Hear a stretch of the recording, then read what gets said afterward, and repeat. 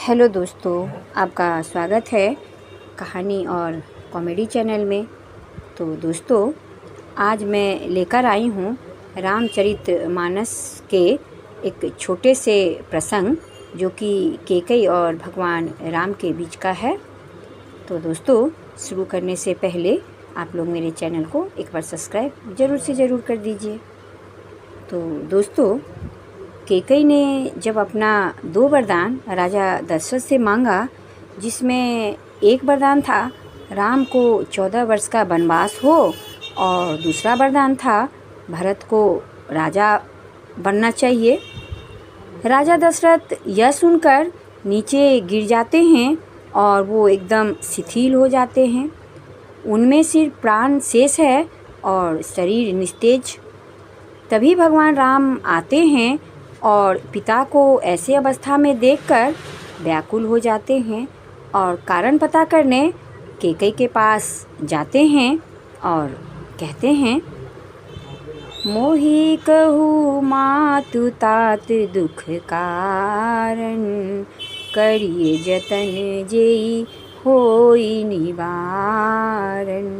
अर्थात, हे माता, मुझे पिताजी के दुख का कारण बताइए जिससे मैं उनके दुख का निवारण कर सकूं।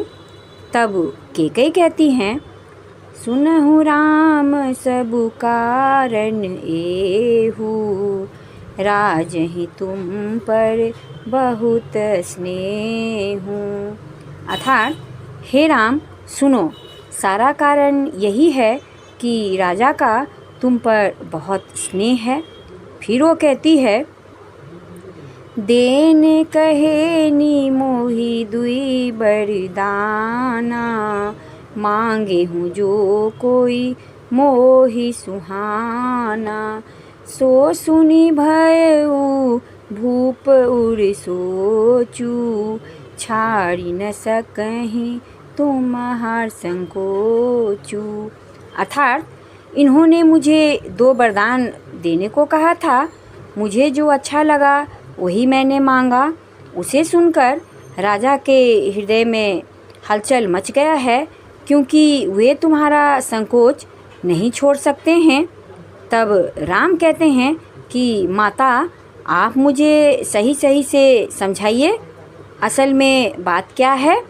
तब कैकेयी कहती हैं, सूत स्नेहु इत बचनु, ऊत संकट परेहु नरेषु, सकहु ताय सुघरहु सिर, मेटहु कठिन कलेषु। अर्थात, इधर पुत्र का स्नेह है, उधर वचन। राजा इसी धर्म संकट में पड़ गए हैं कि यदि तुम कर सकते हो तो राजा की आज्ञा सिरोधार्य करो और इनके कठिन कलेश को मिटाओ।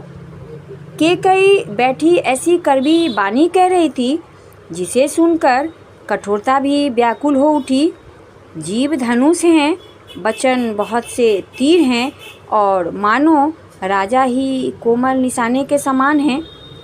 तो कैकेयी के वचन सुनकर राम मुस्कुराकर बोलते हैं, सुनु जननी सोई सुत बड़ भागी, जो पितु मातु बचन अनुरागी, तनय मात पितु तोष निहारा, दुर्लभ जननी सकल संसारा।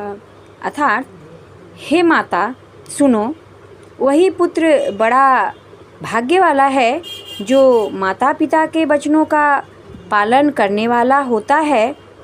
आज्ञा पालन के द्वारा माता पिता को संतुष्ट करने वाला पुत्र सारे संसार में दुर्लभ हैं। और राम को वरदान के विषय में ज्ञात होता है और वो कहते हैं, मुनिगण मिलतु विशेषी बन सबहि, भांति हित मेरा, तेहि मह पितु आयसु, हित बहुरी समत जननी तोर। अर्थात, वन में विशेष रूप से मुनियों का मिलाप होगा जिससे मेरा कल्याण होगा। उसमें भी फिर पिता की आज्ञा और हे जननी तुम्हारी सम्मति है। फिर श्री राम कहते हैं, भरत प्राण प्रिय पाबहि राजू, विधि सब विधि मोहि सतमुख आजू। जौ न जाऊँ बन ऐसे हूँ काजा, प्रथम गणिय मोहि मूढ़ समाजा।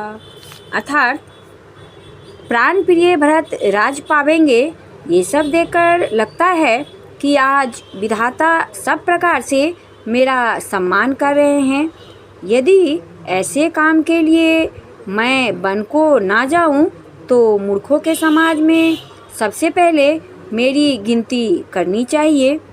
और उसके बाद श्री राम फिर कैकेयी से कहते हैं कि हे माता, निश्चय ही मेरे द्वारा कोई बड़ा अपराध हुआ है। मुझे आप सच सच बताइए कि राजा दुखी क्यों हैं?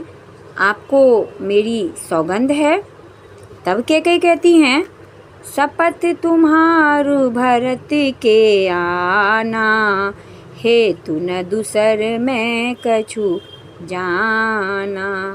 अर्थात मुझे तुम्हारा और भरत का शपथ है, मुझे राजा के दुख का कोई और कारण पता नहीं है। तो हे राम, तुम अपने पिता के पास जाओ और उन्हें समझाकर कहो, जिससे उनके बुढ़ापा में कोई अपयश ना हो, और जिस पुण्य के कारण उनको तुम्हारे जैसा पुत्र मिला है, उसका निरादर करना भी ठीक नहीं है। तो पुत्र जाओ और अपने पिता को समझाओ। और कैकेयी के इस वाक्य को सुनकर भगवान राम वहाँ से चले जाते हैं। तो दोस्तों, ये एक छोटा सा प्रसंग था जो भगवान श्री राम और कैकेयी के बीच था, जिसको आज मैं आप लोगों के सामने लेकर आई हूँ। तो दोस्तों, अच्छा लगा तो ज़रूर से ज़रूर लाइक, शेयर और कमेंट कर दीजिए। धन्यवाद।